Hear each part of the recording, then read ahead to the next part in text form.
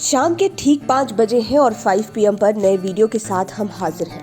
आज 5 PM के 5 का तड़का में हम आपको देश के 5 ऐसे मुख्यमंत्रियों के बारे में बताने जा रहे हैं जिन्हें मुख्यमंत्री की कुर्सी भी नहीं बचा पाई और जनता ने उन्हें वोट ना देकर नकार दिया। लेकिन वीडियो शुरू करने से पहले हम चाहेंगे कि आप हमारे YouTube चैनल 5 PM को सब्सक्राइब कर लें, साथ ही Facebook पेज को भी लाइक करें ताकि इसी तरह के वीडियोस हम आप तक आसानी से पहुंचा सके। सत्ता की हनक हर किसी को होती है। अच्छा काम करेंगे तो जनता भी आपको सिराखों पर बिठाएगी, लेकिन काम नहीं करेंगे तो आपको पैदल करने में उन्हें देर भी नहीं लगेगी। 2022 में हुए 5 राज्यों के विधानसभा चुनाव में यह देखने को भी मिला। एक ओर यूपी में योगी आदित्यनाथ और पंजाब में आपकी सरकार को प्रचंड बहुमत मिली, वहीं दूसरी ओर पंजाब के सीएम चरणजीत चन्नी 2 जगहों से चुनाव लड़े और दोनों ही जगहों से लोगों ने उन्हें पैदल कर दिया। इसी तरह उत्तराखंड के सीएम पुष्कर सिंह धामी को भी जनता ने उखाड़ फेंका।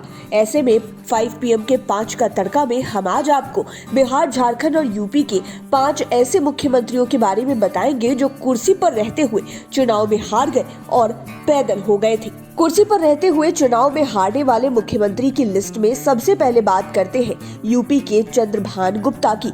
ये इस लिस्ट में 5वें नंबर पर है। इसमें यह भी पता चला कि एक अफवाह का चुनाव पर क्या असर पड़ता है। यह वाकया साल 1958 का है। 1958 में यूपी के हमीरपुर जनपद स्थित मौधा सीट पर उपचुनाव हुए थे।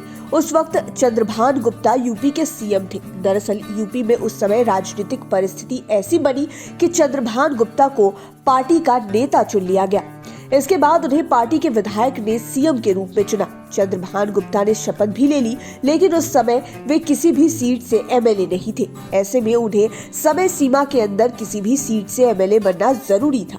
तब उन्हें विधायक बनाने के लिए मौधा सीट के विधायक ब्रजराज सिंह ने अपनी सीट छोड़ दी। चंद्रभान गुप्ता के विरोध में चुनाव लड़ने के लिए राजेंद्र कुमारी ने ताल ठोकी। वह निर्दलीय उम्मीदवार के रूप में मैदान में आ डटी। राजेंद्र कुमारी बुंदेलखंड के राठ के दीवान शत्रुघ्न सिंह की पत्नी थी। कहा जाता है कि वोटिंग के दिन पहले यूपी में एक अफवाह उड़ी। अफवाह यह थी कि चुनाव जीतने पर सीएम चंद्रभान गुप्ता जबरदस्ती राजेंद्र कुमारी से शादी करेंगे। यह अफवाह ऐसी फैली कि वोटरों ने इसे सच मान लिया। इसके बाद जो हुआ उसकी आप कल्पना नहीं कर सकते। वोटरों ने राजेंद्र कुमारी के पक्ष में एक तरफा वोटिंग कर दी। इसके बाद चंद्रभान गुप्ता सीएम रहते हुए विधानसभा चुनाव हार गए। तब उन्हें कुर्सी से उतरना पड़ा। हालांकि बाद में चंद्रभान गुप्ता 1960 में फिर से मैदान में उतरे और चुनाव जीते। इसके बाद वे 3 बार यूपी के सीएम बने।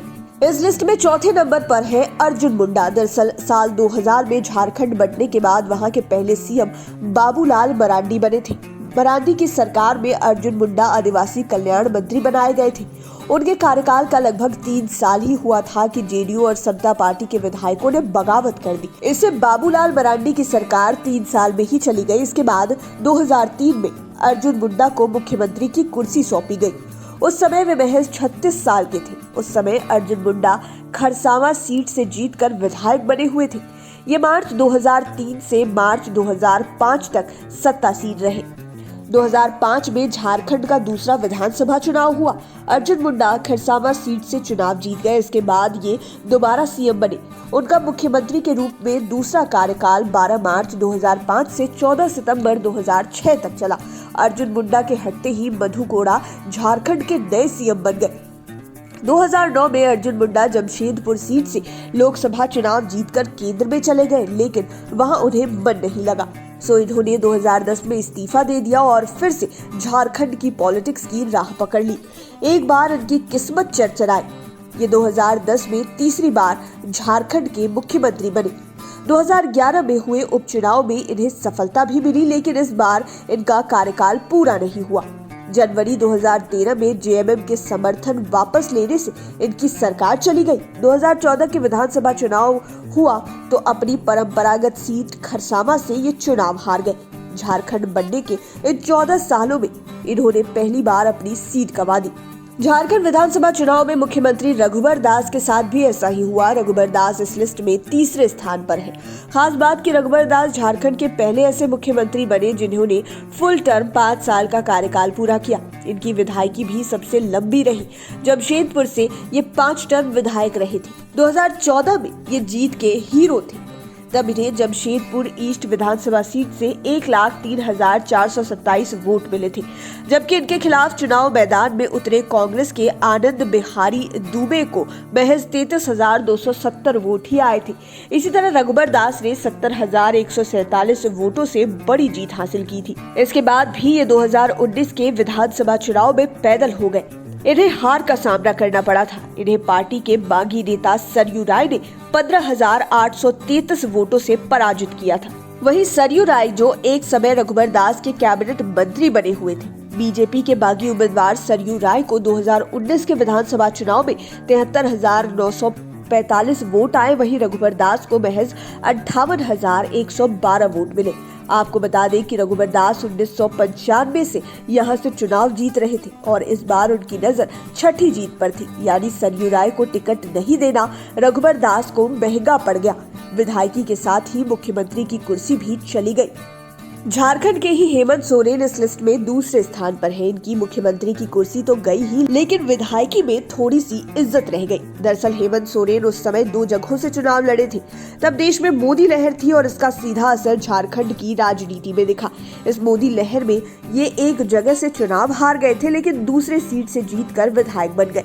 हेमंत सोरेन पहली बार 13 जुलाई 2013 से 28 दिसंबर 2014 तक झारखंड मुक्ति मोर्चा के बैनर तले सीएम की कुर्सी पर रहे थे। फिर 2014 में झारखंड में चौथी बार विधानसभा का चुनाव हुआ। शिबू सोरेन ने झारखंड मुक्ति मोर्चा की कमान अपने बेटे हेमंत सोरेन के हाथों में सौंप दी थी। इसके ठीक पहले देश में लोकसभा चुनाव में नरेंद्र मोदी की सरकार प्रचंड बहुमत से आ गई थी। इसका ही असर रहा कि झारखंड में भी बीजेपी सत्ता में आ गई। 2014 के विधानसभा चुनाव में हेमंत सोरेन 2 सीटों से चुनाव लड़े थे। झारखंड की उपराजधानी दुमका और बरहेट से इन्होंने नामांकन के पर्चे भरे थे। दुमका शिबू सोरेन की कर्मस्थली रही है, लेकिन कहा जाता है कि राजनीति की हवा भी किस्मत की तरह ही कभी नरम और कभी गर्म रहती है। हेमंत सोरेन के साथ भी कुछ ऐसा ही हुआ। ये दुमका से ही हार गए, लेकिन बरहेट के वोटरों ने इनकी इज्जत रख ली और ये वहां से जीत गए। दुमका में इन्हें बीजेपी के लुइस मरांडी के हाथों हार का सामना करना पड़ा। हालांकि 2019 के विधानसभा चुनाव में इनकी किस्मत ने फिर से करवट ली। इस बार भी केंद्र में मोदी लहर का जलवा रहा, लेकिन झारखंड में ये लहर इस बार नहीं चली। हेमंत सोरेन दोनों सीटों पर तो चुनाव जीते ही सत्ता में भी लौट आए। 29 दिसंबर 2019 को इन्होंने दूसरी बार बतौर मुख्यमंत्री शपथ ग्रहण की। अब बिहार के मुख्यमंत्री रहे के.बी. सहाय की बात। ये इस लिस्ट में पहले नंबर पर है। के.बी. सहाय मुख्यमंत्री रहते हुए जब चुनावी मैदान में गए तो भारी हार का सामना करना पड़ा। वह भी एक नहीं बल्कि दोनों सीटों से ये हार गए।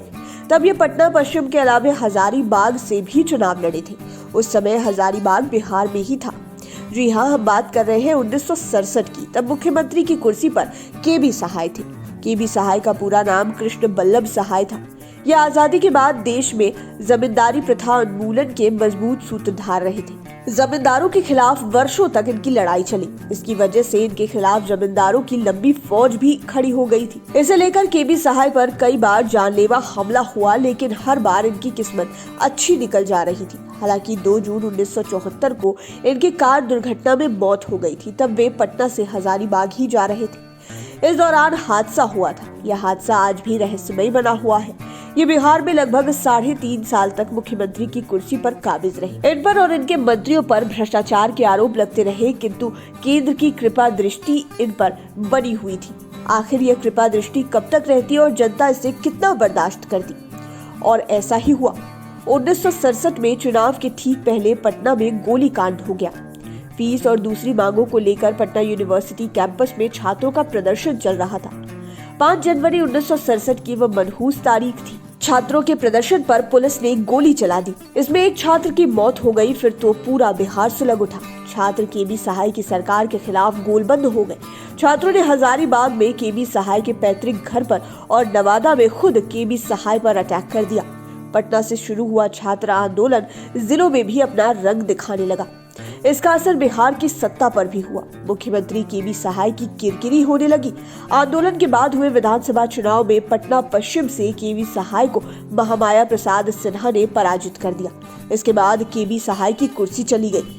इतना ही नहीं, हजारीबाग से भी खड़े हुए थे, लेकिन वहां से भी हार गए। तो आपने बिहार, यूपी और झारखंड के 5 मुख्यमंत्रियों की दास्तां सुनी, लेकिन अगर हम देश के आंकड़ों पर नजर डालें तो कई अन्य राज्यों में भी ऐसा काम हुआ है, जो मुख्यमंत्री भी कुर्सी पर रहते हुए जनता की अदालत में हार गए। इन नामों में चरणजीत सिंह चन्नी और पुष्कर सिंह धामी के अलावा पश्चिम बंगाल से ममता बनर्जी, कर्नाटक से सिद्धरमैया, उत्तराखंड से हरीश रावत, गोवा से पारसेकर, उत्तराखंड से ही बीसी खंडूरी, दिल्ली से शीला दीक्षित, हिमाचल प्रदेश से शांता कुमार, हिमाचल प्रदेश से ही वीरभद्र सिंह, मिजोरम से ललथन और जम्मू कश्मीर से उमर अब्दुल्ला का नाम शामिल है। लेकिन सही मायने में देखा जाए तो यही लोकतंत्र की खूबसूरती भी है। उम्मीद है ये वीडियो आपको पसंद आया होगा। इसी तरह के और वीडियोस के लिए आप हमारे चैनल 5 PM को सब्सक्राइब कर लें। ये वीडियो फेसबुक पर देख रहे हैं तो पेज को जरूर लाइक करें। धन्यवाद।